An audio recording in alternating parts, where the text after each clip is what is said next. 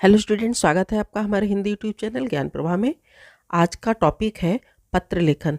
पत्र लेखन कैसे करना है, पत्र कैसे लिखना है, आज आपको इस वीडियो में पता चलेगा। पत्र कितने प्रकार के होते हैं, तो ध्यान दीजिए। पत्र को इसको समझना है, रटना नहीं है। कैसे लिखना है, आपके पास कोई पत्र आ जाएगा लिखने के लिए तो वहाँ पर कोई कन्फ्यूजन नहीं होगी। अगर आप पत्र को समझ लेंगे कि पत्र लिखना कैसे है। आपको क्या लिखना है वो तो आपको पता है कि आपको पत्र में क्या क्या लिखना है, लेकिन जो मेन चीज़ होती है वो होता है फॉर्मेट।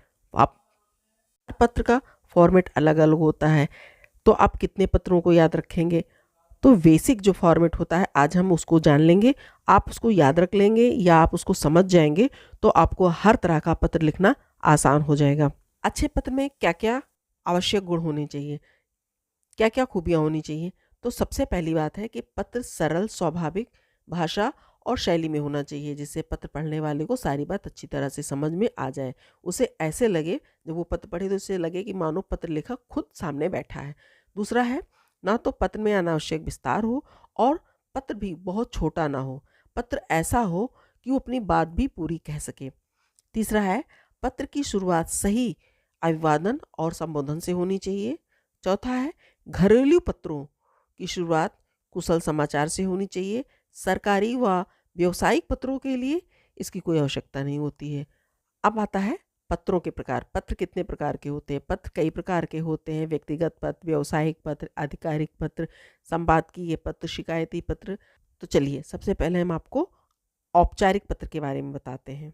सबसे पहले हम सबसे आसान आपको विद्यालय से संबंधित पत्र लिखना बता रहे हैं, क्योंकि ये अक्सर आप इसे स्कूल में छुट्टी लेने के लिए या फिर और भी किसी काम के लिए लिखते रहते हैं, लेकिन इसका भी एक फॉर्मेट होता है। देखिए, सबसे पहले हम ऊपर क्या लिखेंगे, सेवा में। दूसरे नंबर पे सबसे ऊपर जिस विद्यालय में आप लिख रहे हैं तो उस विद्यालय से संबंधित जिस संस्था से में आप पत्र लिख रहे हैं वहाँ का जो सर्वोच्च पद है, सबसे ऊंचा पद किसका है? प्रिंसिपल का। तो प्रिंसिपल का नाम लिखेंगे, वहाँ पर सबसे ऊंचे पद वाला प्रिंसिपल, स्कूल के प्रिंसिपल यानी प्रधानाचार्य को लिखेंगे, तो वहाँ पर श्रीमान प्रधानाचार्य जी या प्रधानाचार्य जी लिखेंगे। तीसरे नंबर पर उस संस्थान अर्थात विद्यालय का नाम लिखना है जहाँ हम पत्र भेज रहे हैं। विद्यालय का नाम लिखने के बाद आपको शहर का नाम, विद्यालय में जैसे हमने लिखा है केंद्रीय विद्यालय, तो केंद्रीय विद्यालय तो बहुत जगह है, तो आपको अपने शहर का नाम लिखना है। आपका विद्यालय किस शहर में है, आपकी संस्था किस शहर में है, तो फिर आपको वहाँ पर अपने शहर का नाम लिखना है। फिर अगली लाइन में आपको विषय लिखना है। विषय पूरे वाक्य में नहीं लिखना है, बस थोड़ी सी ही 4-5 शब्दों में ही लिख देना है कि आप किस टॉपिक पर पत्र लेखन कर रहे हो। जैसे कि इस टॉपिक पे बात कर रहे हैं कि हमें अवकाश हेतु 2 दिन के अवकाश हेतु, तो आप केवल वहाँ पे विषय के साथ और विषय लिखना भी बहुत ज़रूरी है। विषय के आखिर में पूर्ण विराम लगाना बिल्कुल मत भूलिएगा।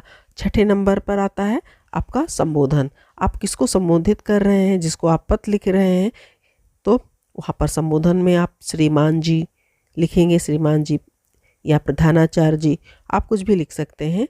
इसके बाद आपको टॉपिक जो आपको वो दिया गया है, विषय दिया गया है, आप जिसके लिए पत्र लिख रहे हैं, अवकाश के लिए लिख रहे हैं, तो आप उस पैराग्राफ को पूरा लिखेंगे, उसको भरेंगे। जैसे आप अपने भाई की शादी के लिए अवकाश ले रहे हैं, तो आप बताइए कि इस डेट में हमारे भाई की शादी है और मुझे जाना है। फिर आप एक उस लाइन को छोड़ दीजिए और दूसरी लाइन से लिखिए, अतः आपसे अनुरोध है कि मुझे 2 दिन का अवकाश प्रदान करने की कृपा करें। और फिर उसके बाद पत्र के अंत में आपको धन्यवाद लिखना है। उसके बाद आपका आज्ञाकारी शिष्य, अगर लड़की हैं तो शिष्या लिखें, आज्ञाकारी शिष्या लिखें। अगर लड़का है तो आज्ञाकारी शिष्य लिखें। उसके बाद अब आपको लिखना है अपना नाम, लेकिन एग्ज़ाम में अगर आप बोर्ड एग्ज़ाम दे रहे हैं तो आपको अपना नाम नहीं लिखना है, बल्कि आपको क ख ग लिखना है। वहाँ पे आपको ये नहीं बताना है आपका नाम क्या है, तो आपको अपना असली नाम नहीं लिखना है। और उसके बाद अंत में आपको अनुक्रमांक लिखना है, अर्थात रोल नंबर लिखना है।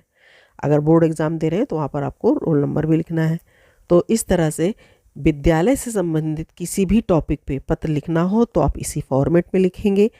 आप इस फॉर्मेट से कोई भी आप अपनी समस्या, अपनी बात कह सकते हैं। जो पत्र का पैराग्राफ है वो बदल जाएगा, आप अपनी बात वहाँ पर रखेंगे। आपको विद्यालय में कोई चीज़ चाहिए, आप खेल के लिए या कोई शिकायत करना है प्रधानाचार्य से, वो सारी चीज़ें आप वहाँ पे बदल सकते हैं। अगर आप स्कूल के लिए लिख रहे हैं, अपने विद्यालय के लिए लिख रहे हैं, बाकी आपका फॉर्मेट वही रहेगा।